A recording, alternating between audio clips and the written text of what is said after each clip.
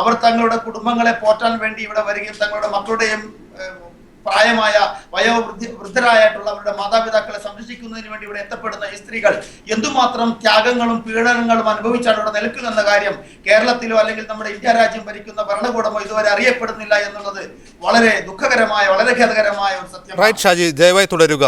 K V Abdul Khader MLA ഇവിടെ സൂചിപ്പിച്ചത് വളരെ ഗൗരവപൂർവ്വമായ ഒരു കാര്യമാണ്. പദവി ശരിയാക്കുന്നതിൽ സ്ത്രീകളുടെ നിരക്ക് വളരെ കുറവാണ്. കാരണം സ്ത്രീകൾ കൂടുതലും ഇത്തരത്തിൽ ഗാർഹിക ജോലികളിൽ ഏർപ്പെട്ടവരായിരിക്കും.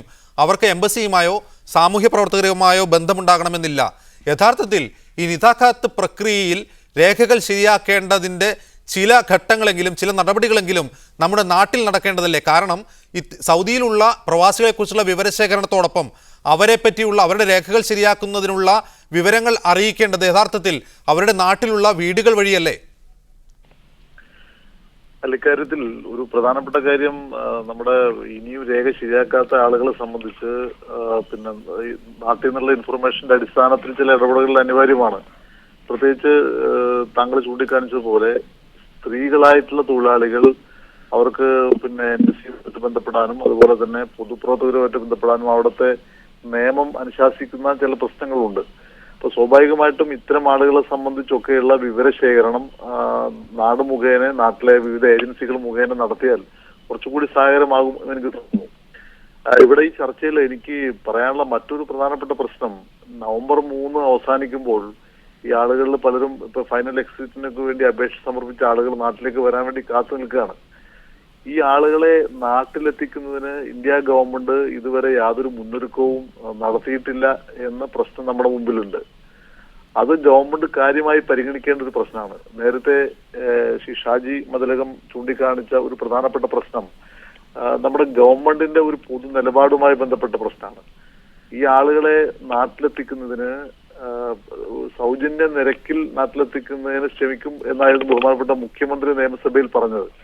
പക്ഷെ ഒരു മാസം അവശേഷിക്കെ ആ കാര്യത്തിൽ സംസ്ഥാന ഗവൺമെന്റോ കേന്ദ്ര ഗവൺമെന്റോ എന്തെങ്കിലും നടപടി സ്വീകരിച്ചതായിട്ട് നമ്മുടെ മുമ്പിലില്ല.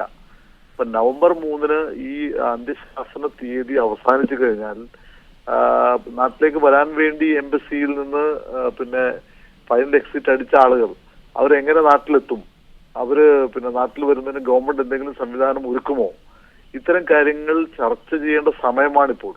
കാരണം ഒരു മാസം മാത്രമേ ബാക്കിയുള്ളൂ. അതുകൊണ്ട് ഈ പ്രശ്നം കേന്ദ്ര ഗവൺമെന്റ് ഒരു പ്രധാനപ്പെട്ട പ്രശ്നമായി കണ്ടുകൊണ്ട് നമ്മുടെ ദേശീയ എയർലൈൻസിനെയും അതുമായി ബന്ധപ്പെട്ട നമ്മുടെ സംവിധാനങ്ങളും ഉപയോഗപ്പെടുത്തി ആളുകളെ സൗജന്യ നിരക്കിൽ നാട്ടിലെത്തിക്കുന്നതിനുള്ള നടപടികൾ എടുക്കണം എന്ന ആവശ്യമാണ് ചർച്ചയിൽ പ്രധാനമായിട്ടും എനിക്ക് ഉന്നയിക്കാൻ. ദയവായി തുടരുക. അബ്ദുറഹ്മാൻ രണ്ടത്താനി, താങ്കൾക്ക് ഇതിൽ പ്രതികരിക്കേണ്ടി വരും. തീർച്ചയായും ഈ കാര്യത്തിൽ കേരള നിയമസഭയിലടക്കം ഈ കാര്യങ്ങൾ ഏറെ ചർച്ച ചെയ്യപ്പെട്ടതാണ്. അന്ന് ബഹുമാന്യനായ മുഖ്യമന്ത്രിയും അതുപോലെ പ്രവാസികാര്യ വകുപ്പ് മന്ത്രിയും ഒക്കെ പറഞ്ഞൊരു കാര്യം, ഇവരെ നാട്ടിലെത്തിക്കുന്നതിന് വേണ്ടിയുള്ള സംവിധാനം ഗവൺമെന്റ് ഒരുക്കും. അത് തീർച്ചയായും ഗവൺമെന്റിന്റെ ഒരു ബാധ്യതയാണ്. കാരണം അങ്ങനെ ഒരിക്കലും തന്നെ ഇന്ത്യ രാജ്യത്തിന്റെ ഒരു പൗരൻ, വിദേശത്തും ഒരു മലയാളി അവിടെ ഉണ്ടാകും എന്നുള്ള അന്തരീക്ഷം ഒരിക്കലും എനിക്ക് തോന്നുന്നില്ല. കാരണം അങ്ങനെ ഒരു അന്തിമഘട്ടത്തിൽ തീർച്ചയായും ഉയർന്നു പ്രവർത്തിക്കാൻ കേരള സർക്കാരിന് കഴിയും. കാരണം നിതാഖാത്തിന്റെ വിഷയത്തിൽ ഇപ്പോൾ നമുക്കറിയാം ഏറെ ചർച്ച ചെയ്യപ്പെട്ട പ്രതിസന്ധികൾക്കിടയിലാണ് ഒടുവിൽ കേന്ദ്ര ഗവൺമെന്റിന്റെ നല്ല ഇടപെടലുണ്ടായി, അറബ് ഭരണകൂടത്തിന്റെ വളരെ ഔദാര്യപരമായ സമീപനമുണ്ടായി. ഇതെല്ലാമാണ് അനുകൂലമായി നവംബർ വരെ നമുക്ക് ഇപ്പോൾ നീട്ടി കിട്ടിയത്. ആ ഘട്ടത്തിലെടുത്ത് നമ്മുടെ ഒരു തീരുമാനമാണ് പരമാവധി അവിടെ തന്നെ പിടിച്ചു നിൽക്കാൻ കഴിയുന്നവരെ യാത്രാരേഖകൾ ശരിയാക്കി അവിടെ നിർത്തുകയും അല്ലാത്തവരെ നാട്ടിലെത്തിക്കാനും നാട്ടിലെത്തിയ ആളുകളെ പുനരധിവസിപ്പിക്കുന്നതിനുള്ള പദ്ധതികളെ കുറിച്ച് ആലോചിക്കുന്നതിനും ഗവൺമെന്റിന്റെ ബാധ്യതയുണ്ട്. ആ ബാധ്യത ഗവൺമെന്റ് വളരെ ഗൗരവപൂർവ്വം തന്നെ ആലോചിച്ചു കൊണ്ടിരിക്കുകയും ഒട്ടേറെ നടപടികൾക്ക് തുടക്കം കുറിക്കുകയും ചെയ്തിട്ടുണ്ട് എന്നുള്ള കാര്യം കൂടി ഈ സന്ദർഭത്തിൽ നാം ഓർക്കേണ്ടതുണ്ട്. അബ്ദുറഹ്മാൻ രണ്ടത്താണി, 88,737 പേർ എമർജൻസി സർട്ടിഫിക്കറ്റിനായി എംബസിയെ സമീപിച്ചിട്ടുണ്ട് എന്ന് കണക്കുകൾ പറയുന്നു. ഇതിൽ നല്ലൊരു ശതമാനം മലയാളികളായിരിക്കും. തീർച്ചയായും മലയാളികൾ ഉണ്ടാകും, നല്ലൊരു ശതമാനം മലയാളികൾ ഉണ്ടാകും. ആ മലയാളികളെ ഈ ഒരു സന്ദിഗ്ധ ഘട്ടത്തിൽ നാട്ടിലെത്തിക്കേണ്ട ബാധ്യത സർക്കാരിനുണ്ട്. അവരതിനുള്ള മാർഗങ്ങൾ ആലോചിക്കുന്നു, അത് സംശയമതിലില്ല. ഇതിൽ തന്നെ കുറെ പേർ നമുക്കറിയാൻ സാധിച്ചത് UAE പോലെയുള്ള രാഷ്ട്രങ്ങളിലേക്ക് പോയ ആളുകളുമുണ്ട്. കാരണം അങ്ങനെയുള്ള ആളുകളുണ്ട്. എക്സിറ്റ് ഇവിടെ നിന്ന് എക്സിറ്റ് വാങ്ങിച്ച് UAE പോലെയുള്ള രാഷ്ട്രങ്ങളിലേക്ക് പോയ ആളുകളുടെ എണ്ണവും കുറെ ഈ അടുത്ത കാലത്ത് രേഖപ്പെടുത്തുകയുണ്ടായി. അപ്പൊ നമ്മൾ ഈ വളരെ കാണേണ്ടത് ഇവിടെ മറ്റെവിടെയെല്ലാം ജോലി ഇവർക്ക് നേടിയെടുക്കാൻ കഴിയുമോ അതിനുള്ള പരിശ്രമങ്ങൾക്ക് വേണ്ടി പരമാവധി ഗവൺമെന്റ് ആലോചിക്കണം. അതോടൊപ്പം തന്നെ നാട്ടിലെത്തിക്കാനുള്ള ബാധ്യതയുണ്ട്. നാട്ടിലെത്തിക്കാൻ നമ്മുടെ രാജ്യത്തിന്റെ എയർലൈൻസോ അതല്ലെങ്കിൽ ഗവൺമെന്റ് ബദൽ സംവിധാനങ്ങളോ അല്ലെങ്കിൽ സന്നദ്ധ സംഘടനകളുമായി സഹകരിച്ചുകൊണ്ടുള്ള നടപടിക്രമങ്ങളോ ഒക്കെ ഗവൺമെന്റ് ആലോചിക്കുകയാണ്. ഏതായാലും ഒരു കാര്യം ഉറപ്പുണ്ട്, ഇന്ത്യ രാജ്യത്തിന്റെ പൗരന്മാർ എന്നുള്ള നിലയിൽ അവരൊരിക്കലും വിദേശ രാഷ്ട്രങ്ങളിൽ ജയിലിൽ കഴിയേണ്ട ഒരു അന്തരീക്ഷം സൃഷ്ടിക്കാൻ ഒരിക്കലും ഗവൺമെന്റ് കൂട്ടിയിട്ടില്ല. റൈറ്റ്. അബ്ദുറഹ്മാൻ അണ്ടത്താണി. ഷാജി മതിലകം, എന്താണ് സർക്കാരിനോട് താങ്കളെപ്പോലുള്ള സന്നദ്ധ സേവകർക്ക് പറയാനുള്ളത്? ഈ അടിയന്തര ഘട്ടത്തിൽ എങ്ങനെയാണ് കേരള സർക്കാർ ഇടപെടേണ്ടത്?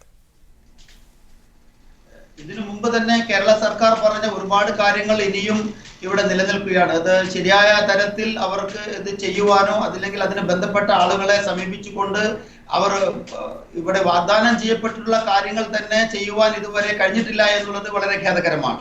ഉദാഹരണത്തിനായി കഴിഞ്ഞ പ്രാവശ്യം നമ്മുടെ പ്രവാസികാര്യ മന്ത്രി വയലാർ രവി ഇവിടെ റിയാദിൽ ഉള്ള ഒരു മീറ്റിംഗിൽ ഞാനും പങ്കെടുത്തിരുന്നു. അന്ന് വളരെയധികം സങ്കീർണമായി പറഞ്ഞിരുന്ന രണ്ടാം പാസ്പോർട്ട്, സെക്കൻഡ് പാസ്പോർട്ട് എടുത്തിട്ടുള്ള ആളുകൾക്ക് അത് സറണ്ടർ ചെയ്യാനുള്ള ഒരു അവസരം കൊടുത്തിരുന്നു ഇന്ത്യൻ എംബസി, ഇന്ത്യൻ ഗവൺമെന്റ്. ആ സെക്കൻഡ് പാസ്പോർട്ട് സറണ്ടർ ചെയ്യുമ്പോൾ അവർക്ക് ഒറിജിനൽ അവരുടെ ഡോക്യുമെന്റ്സ് അനുസരിച്ച്, പ്രോപ്പർ ഡോക്യുമെന്റ്സ് അനുസരിച്ച് ഇഷ്യൂ ചെയ്യുന്ന പാസ്പോർട്ടിൽ വിസ ഇഷ്യൂ ചെയ്യുവാനുള്ള ഗവൺമെന്റ് തലങ്ങളിലുള്ള ഇന്ത്യ രാജ്യവും സൗദി ഗവൺമെന്റും തമ്മിലുള്ള നയപരമായ ഇടപെടലുകൾ ഇല്ലാതെ അങ്ങനെ തന്നെ ഒരു സെക്കൻഡ് പാസ്പോർട്ട് സറണ്ടർ ചെയ്യുകയും പുതിയൊരു പാസ്പോർട്ട് ഇഷ്യൂ ചെയ്യുകയും ആ ഇഷ്യൂ ചെയ്ത ശരിയായിട്ടുള്ള പാസ്പോർട്ടുകളിൽ യഥാർത്ഥത്തിലുള്ള വിസകൾ ഇഷ്യൂ ചെയ്യാതെ ഇവിടെ വന്ന നൂറുകണക്കിന് കുടുംബക്കാരാണ് ഇവിടെ എന്ന് കഷ്ടത അനുഭവിക്കുന്നത്. ഇന്നും അവർ അതേ കഷ്ടത അനുഭവിച്ചുകൊണ്ടിരിക്കുകയാണ്. ഇതേക്കുറിച്ച് ഞാൻ അന്ന് പരസ്യമായി 120 പേർ സൗദി അറേബ്യയിലെ പ്രധാനപ്പെട്ട വളണ്ടിയേഴ്സും സന്നദ്ധ സേവകരും സാമൂഹ്യ പ്രവർത്തകരും അടങ്ങുന്ന മീറ്റിംഗിൽ വെച്ച് നമ്മുടെ ബഹുമാനപ്പെട്ട മന്ത്രി വയലാർ രവിയോട് ഈ കാര്യത്തെക്കുറിച്ച് അപേക്ഷിച്ചപ്പോൾ എന്നോട് ഇത്തരം സ്റ്റുപ്പിഡ് ക്വസ്റ്റ്യൻസ് ചോദിക്കാതെ ഇരിക്കൂ എന്ന് പറഞ്ഞ് എന്നെ ആക്ഷേപിച്ചിരുത്തിയതാണ് നമ്മുടെ പ്രവാസികാര്യ മന്ത്രി കൂടി മനസ്സിലാക്കണം. നമ്മൾ ആർക്ക് വേണ്ടിയാണ് ഇങ്ങനെ ഒരു പ്രവാസികാര്യ മന്ത്രിയെ നിയമിച്ചതോ അല്ലെങ്കിൽ തെരഞ്ഞെടുത്തതെന്നോ കൂടിയുള്ളത് വളരെ ദുഃഖകരമായ ഒരു സത്യമാണ്. നമ്മളെപ്പോലുള്ള പ്രവാസികളുടെ കാര്യങ്ങൾ നോക്കാതെ ഇന്നും അനുഭവിച്ചുകൊണ്ടിരിക്കുന്നതാണ് ഇവിടുത്തെ അതുപോലെ തന്നെയുള്ള എയർ ഇന്ത്യയുടെ പ്രശ്നങ്ങളൊക്കെ തന്നെ നിലനിൽക്കുന്നു. എനിക്ക് പറയാനുള്ളത്, ഇത്തരം നടപടികൾ ഒരു വാഗ്ദാനം ഇവിടുത്തെ പ്രവാസികൾക്ക് കൊടുക്കുകയാണെങ്കിൽ അത് നിറവേറ്റാൻ കഴിയുള്ള ഒരു ഗവൺമെന്റ് ആയിരിക്കണം നമ്മുടെ ഗവൺമെന്റ് എന്ന് ശക്തമായ ഭാഷയിൽ തന്നെ പ്രവാസികൾക്ക് വേണ്ടി ഞാൻ അഭ്യർത്ഥിക്കുകയാണ്. മറ്റൊരു കാര്യം, ടിക്കറ്റ് കൊടുക്കാമെന്ന് പറഞ്ഞു. ഇതുവരെ അങ്ങനെയുള്ള ഒരു നടപടി ഇന്നുവരെ ചെയ്ത് കണ്ടിട്ടില്ല. ഇതൊക്കെ തന്നെ കേരള സർക്കാരിനെയോ ഇന്ത്യ ഗവൺമെന്റിനെയോ ഈ ഒരു അവസരത്തിൽ മോശമായി അവതരിപ്പിക്കാനുള്ള ഒരു സാഹചര്യമായിട്ടല്ല ഞാൻ കാണുന്നത്. മറിച്ച് പ്രവാസികളുടെ കോടിക്കണക്കിന് വരുന്ന ധനം ഇവിടെ നിന്ന് സമ്പാദ്യം നാട്ടിലേക്ക് അയച്ചുകൊണ്ട് അത്തരം സമ്പാദ്യങ്ങൾ കൊണ്ട് അത്തരം സാമ്പത്തികം കൊണ്ട് അവിടെ രാജ്യത്ത് സാമ്പത്തികമായ പുരോഗതി ഉണ്ടാക്കുകയും പ്രവാസികളെ തീരെ തള്ളിവിടുന്ന വളരെ ദുർഘടമായ ഒരു അവസ്ഥയിലേക്ക്, പടുകുഴിയിലേക്ക് തള്ളിവിടുന്ന ഒരു അവസ്ഥ. അബ്ദുറഹ്മാൻ അണ്ടത്താണി, ഷാജി മതിലകം സൂചിപ്പിക്കുന്ന ആശങ്കകൾക്ക് താങ്കൾക്ക് എന്തെങ്കിലും മറുപടി പറഞ്ഞേ മതിയാവും? തീർച്ചയായും. കാരണം സതുദ്ദേശപരമായ ലക്ഷ്യത്തോടു കൂടി ഗവൺമെന്റ് എടുക്കുന്ന പല നടപടികളും വിമർശന വിധേയമാവുകയാണ്. അതിൽ ഏറ്റവും പ്രധാനമായി ഒന്ന് ഈ പാസ്പോർട്ടുമായി ബന്ധപ്പെട്ട്. ഇപ്പോൾ നമുക്കറിയാം, മലപ്പുറത്ത് ഈ അടുത്ത കാലത്ത് ഇത്തരത്തിലുള്ള പാസ്പോർട്ടുകൾ ശരിയായ രീതിയിൽ ജനങ്ങൾക്ക് നൽകാൻ കഴിയുന്ന ഒരു സമീപനമാണ് ഇന്ത്യയുടെ വിദേശകാര്യ വകുപ്പ് ആലോചിച്ചത്. ബഹുമാനപ്പെട്ട കേന്ദ്രമന്ത്രി അടക്കം ഇടപെട്ടുകൊണ്ട് ബന്ധപ്പെട്ട ഉയർന്ന പാസ്പോർട്ട് ഉദ്യോഗസ്ഥന്മാരുടെ സാന്നിധ്യത്തിൽ അന്ന് മലപ്പുറത്ത് വാർത്താ മാധ്യമങ്ങളുടെ നിരന്തരമായ പരിശ്രമത്തിന്റെ ഫലമായി യോഗം വിളിച്ചുകൂട്ടി ഉന്നത പോലീസ് ഉദ്യോഗസ്ഥന്മാരടക്കമുള്ള വേദിയിൽ വെച്ച് ആ കാര്യങ്ങളുമായി മുന്നോട്ട് പോയപ്പോൾ അത് കേരളത്തിലുണ്ടാക്കിയ ചലനങ്ങൾ എന്താണ്? എത്രയേറെ വിമർശനമാണ് ഉണ്ടാക്കിയത്. മലപ്പുറത്താർക്കോ വഴിവിട്ട് പാസ്പോർട്ട് നൽകാനുള്ള പരിശ്രമങ്ങൾ നടക്കുന്നു എന്നുള്ള വ്യാഖ്യാനങ്ങൾ നൽകിക്കൊണ്ട് അതുണ്ടാക്കിയ പ്രചാരണ കോലാഹലം എന്താണ്? അപ്പോൾ ഒരു ഗവൺമെന്റിന് ഇത്തരം കാര്യങ്ങളൊക്കെ ചെയ്യുമ്പോൾ അതിന്റെ ഒരുപാട് ഭാഗങ്ങൾ ആലോചിക്കണം. എല്ലാത്തിനെയും ഒരു രാഷ്ട്രീയ വിമർശനത്തിന്റെ കണ്ടുകൊണ്ട് കാണുന്ന ഒരു കാലഘട്ടം നിലനിൽക്കുകയാണ്. അതുകൊണ്ട് തന്നെ ഓരോ വിഷയങ്ങളെയും കൈകാര്യം ചെയ്യുമ്പോൾ അതിൻ്റെതായ നിലപാടുകൾ വളരെ ആലോചിച്ചേ ഗവൺമെന്റിന് എടുക്കാൻ കഴിയൂ. പ്രവാസികാര്യ വകുപ്പ് എന്നത് വർഷങ്ങളായി ഇന്ത്യയുടെ സ്വാതന്ത്ര്യത്തോളം പഴക്കമുള്ള ഒരു വകുപ്പല്ല മറ്റു വകുപ്പുകളെ പോലെ. വളരെ പുതിയൊരു വകുപ്പാണ്. ആ വകുപ്പുമായി ബന്ധപ്പെട്ടുകൊണ്ട് ഡിപ്പാർട്ട്മെന്റ് പോലും അതിന്റെ കാര്യക്ഷമമായി പ്രവർത്തന രംഗത്തേക്ക് കടന്നു വന്നുകൊണ്ടിരിക്കുന്നേ ഉള്ളൂ. അത് ഏത് രീതിയിൽ മുന്നോട്ട് പോകണം എങ്കിലും ആ നിലവിലുള്ള സംവിധാനത്തിൽ നിന്നുകൊണ്ട് പ്രവാസി ക്ഷേമ വകുപ്പ് ഉയർന്നു പ്രവർത്തിക്കാൻ കേന്ദ്രത്തിലും കേരളത്തിലുമൊക്കെ പരിശ്രമിക്കുന്നുണ്ട് എന്നതൊരു യാഥാർത്ഥ്യമാണ്. നമുക്കറിയാം പോരായ്മകൾ ഏറെ ഉണ്ടാകും. ഒരു വിദേശ രാഷ്ട്രത്തിൽ ഒരു സ്റ്റേറ്റ് ഗവൺമെന്റിന് ഇടപെടുന്നതിന് പരിമിതിയുണ്ട്. ഒരു സ്റ്റേറ്റ് ഗവൺമെന്റിന്റെ പരിമിതിയിൽ നിന്നുകൊണ്ടാണ് കേരള സർക്കാർ ഇക്കാര്യത്തിൽ ഇടപെടുന്നത്. അതിൽ എംബസിയിൽ എത്രമാത്രം നിയന്ത്രണ വിധേയമാക്കാം, അവിടുത്തെ അതുപോലെ തന്നെ ലീഗൽ സെൽ ഉണ്ടാക്കി നിയമവിദഗ്ധന്മാരെ കേരള സർക്കാർ അവിടെ നിയമിക്കുകയാണെങ്കിൽ ആ നിയമവിദഗ്ധന്മാരെ നിയമിക്കുമ്പോൾ സ്വാഭാവികമായും ഒരു സംസ്ഥാന സർക്കാരിന് എത്രമാത്രം ആ കാര്യത്തിൽ ഇടപെടാൻ കഴിയും, അങ്ങനെയൊക്കെയുള്ള ഒരുപാട് വിഷയങ്ങൾ നമ്മുടെ മുമ്പിൽ നിൽക്കുകയാണ്. എങ്കിലും ഏറെക്കുറെ ഉയർന്ന് പ്രവർത്തിക്കാൻ അബ്ദുൽ ഖാദർ അറിയാം, അബ്ദുൽ ഖാദറും വിനീതനായ ഞാൻ അടക്കമുള്ള നിയമസഭാ സമിതികളൊക്കെ ഞങ്ങൾ പരമാവധി ഈ രംഗത്ത് ഞങ്ങളെ കൊണ്ട് ചെയ്യാൻ കഴിയുന്ന രീതിയിൽ ഞങ്ങൾ പരിശ്രമിക്കുകയും സംസ്ഥാന സർക്കാരിന് റിപ്പോർട്ടുകൾ സമർപ്പിക്കുകയും ഒക്കെ ചെയ്തുകൊണ്ട് ഞങ്ങൾ മുന്നോട്ട് പോവുകയാണ്. വളരെയധികം നന്ദി അബ്ദുറഹ്മാൻ രണ്ടത്താണി. KV അബ്ദുൽ ഖാദർ MLA, ഷാജി മതിലകം ഈ ചർച്ചയിൽ പങ്കെടുത്തതിന് പ്രതികരിച്ചതിന്. കുവൈത്തിൽ വ്യാജ സിവിൽ ID ഉപയോഗിച്ച് മൊബൈൽ കണക്ഷൻ എടുക്കുന്ന തട്ടിപ്പ് തുടർക്കഥയാവുന്നു. 100 കണക്കിന് പ്രവാസികളാണ് ചുരുങ്ങിയ കാലയളവിനുള്ളിൽ ഇത്തരം തട്ടിപ്പിന് ഇരയായത്. ഇവർക്ക് എങ്ങനെ ഈ പറഞ്ഞവർക്കൊക്കെ ട്രാവൽ ബാൻ ഉണ്ട്. എങ്ങനെ നാളെ ഇവരുടെ ഫാദറിനോ മദറിനോ ഒരു സിക്ക് ആണെങ്കിൽ മരിച്ചു പോയാൽ നാളെ എങ്ങനെ ഹൗ റീച്ച് ദം? കാര്യം ഞാൻ 3 വർഷമായിട്ട് ഇതിൻ്റെ കംപ്ലീറ്റ് ഔട്ട്ലെറ്റ്സിൽ ഇവിടുത്തെ കയറാത്ത പോലീസ് സ്റ്റേഷൻ ഇല്ല. ഈ പറഞ്ഞ പോലെ സാൽമിയ ചെല്ലുമ്പം റുമൈത്യ ചെല്ലുമ്പോൾ ഷർക്ക് ചെല്ലുമ്പോൾ സാൽമിയ, ഇങ്ങനെ കറങ്ങിടക്കുക. ഞാൻ പറഞ്ഞില്ല, ഞാനൊരു പ്രൈവറ്റ് ഫാമിലി ജോലി എടുക്കുന്നത്, എൻ്റെ കമ്പനിയില്ല. ഈ പെർമിഷൻ എടുത്തുകൊണ്ട് പോകുമ്പോഴത്തെ അന്നത്തെ ദിവസം സാലറി പോകണം, ടാക്സി കൂലി പോകണം, എല്ലാം ഫേസ് ചെയ്യുക. 4 വർഷമായിട്ട് ഇത് മുഴുവൻ പേപ്പേഴ്സാണ് എൻ്റേത്. ആര് കേൾക്കും? പോലീസ് ബലദീയ ഉദ്യോഗസ്ഥർ ചമഞ്ഞാണ് പലപ്പോഴും തട്ടിപ്പുകാർ വിദേശികളുടെ സിവിൽ ID കൈക്കലാക്കുന്നത്. ഇതിനു പുറമെ പോലീസ് സ്റ്റേഷനിലേക്കെന്ന വ്യാജേനെ വാഹനത്തിൽ കയറ്റിക്കൊണ്ടുപോയി സിവിൽ IDയും പണവും അപഹരിച്ച ശേഷം വിജനമായ സ്ഥലങ്ങളിൽ ഇറക്കിവിടുന്ന രീതിയുമുണ്ട്.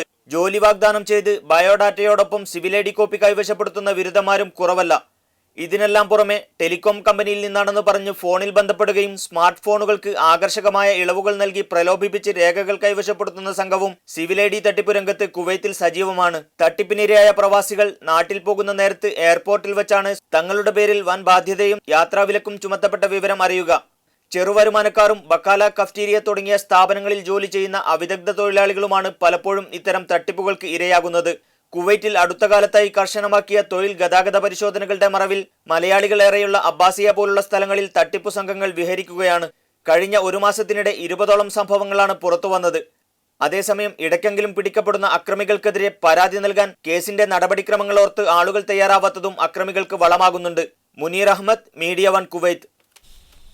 UAEയിലും മൊബൈൽ സിം ദുരുപയോഗം തടയുന്ന ലക്ഷ്യത്തോടെ ആരംഭിച്ച മൈ നമ്പർ മൈ ഐഡന്റിറ്റി പദ്ധതിയിൽ രജിസ്റ്റർ ചെയ്യുന്നതിൽ പരാജയപ്പെട്ട 30 ലക്ഷത്തോളം സിമ്മുകൾ മൊബൈൽ സേവനദാതാക്കളായ ഇത്തിസാലാത്തും ഡൂവും റദ്ദാക്കി. സ്വന്തം പേരിൽ തന്നെയുള്ള സിം ഉപയോഗിക്കുന്നത് പ്രോത്സാഹിപ്പിക്കാനും തട്ടിപ്പുകൾ തടയാനും ലക്ഷ്യം വെച്ച് ആരംഭിച്ച ക്യാമ്പയിന്റെ ഭാഗമായി ഇതുവരെ 1,20,00,000 പേരാണ് സിം വീണ്ടും രജിസ്റ്റർ ചെയ്തത്.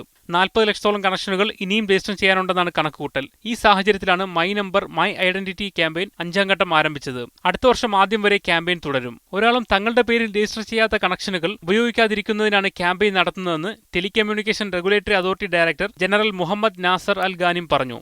സിം കാർഡുകൾ രജിസ്റ്റർ ചെയ്യുന്നത് സംബന്ധിച്ച് ഡൂവും ഇത്തിസലാത്തും ഉപഭോക്താക്കൾക്ക് SMS അയക്കുന്നുണ്ട്. നിർദ്ദേശം ലഭിച്ച് 90 ദിവസത്തിനകം രജിസ്റ്റർ ചെയ്യാത്തവരുടെ ഔട്ട്ഗോയിങ് കോളുകളും SMS-കളും ആദ്യം റദ്ദാക്കും. തുടർന്ന് 90 ദിവസത്തിനകം രജിസ്റ്റർ ചെയ്തില്ലെങ്കിൽ സിം പൂർണ്ണമായും ബ്ലോക്ക് ചെയ്യും. സിം കാർഡ് രജിസ്റ്റർ ചെയ്താൽ ബ്ലോക്ക് ചെയ്തത് ഒഴിവാക്കി നൽകുകയും ചെയ്യും. ഇത്തിസലാത്തിനെയും ഡൂവിനെയും ഈ രജിസ്ട്രേഷൻ നടപ്പിലാക്കുന്നതിന് ടെലികമ്മ്യൂണിക്കേഷൻ റെഗുലേറ്ററി അതോറിറ്റി പ്രേരിപ്പിക്കുന്നുമുണ്ട്. Media 1 Dubai. കുവൈത്തിൽ സിവിൽ ID തട്ടിപ്പിനിരയായ 100 കണക്കിന് പ്രവാസികളെ വിളിച്ചുകൂട്ടി യുവജന സംഘടനയായ യൂത്ത് ഇന്ത്യ ഇരകളുടെ സംഗമം സംഘടിപ്പിച്ചു. മൊബൈൽ കമ്പനി പ്രതിനിധികളും നിയമവിദഗ്ധരും സാമൂഹ്യ പ്രവർത്തകരും പങ്കെടുത്ത പരിപാടിയിൽ 100 കണക്കിന് പേർ തങ്ങളുടെ ദുരനുഭവങ്ങൾ വിവരിച്ചു. ഇരകൾക്ക് വേണ്ട നിയമോപദേശങ്ങളും പരിപാടിയുടെ ഭാഗമായി നൽകി. മൊബൈൽ കമ്പനികളുടെ സബ് ഏജൻസികളിൽ CCTV സംവിധാനം ഏർപ്പെടുത്തുക, കണക്ഷൻ ലഭിക്കാൻ സിവിൽ IDക്കൊപ്പം പാസ്പോർട്ടും വേണമെന്ന നിയമം വെക്കുക തുടങ്ങി നിരവധി നിർദ്ദേശങ്ങൾ ഉയർന്നു വന്ന പരിപാടിയിൽ തട്ടിപ്പിനിരയായവർ തങ്ങൾക്കുണ്ടായ കഷ്ടനഷ്ടങ്ങൾ മൊബൈൽ കമ്പനി പ്രതിനിധികളുടെ മുന്നിൽ അവതരിപ്പിച്ചു.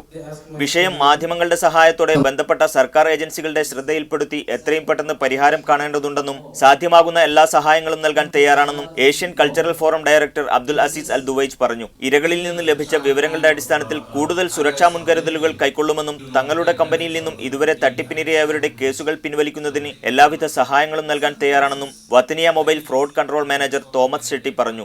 ഇരകളുടെ വിശദമായ വിവരങ്ങൾ ശേഖരിച്ച യൂത്ത് ഇന്ത്യ എല്ലാ മൊബൈൽ കമ്പനികളുടെയും ഉന്നത ഉദ്യോഗസ്ഥരെ നേരിൽ കാണുന്നതിനുള്ള സംവിധാനങ്ങൾ സ്വീകരിച്ചതായി ഭാരവാഹികൾ അറിയിച്ചു. Wataniya data center director Badar, core transmission IP operations manager Prabhjit Singh, KIG president Zakir Hussain Thuvoor എന്നിവരും ചടങ്ങിൽ സംബന്ധിച്ചു.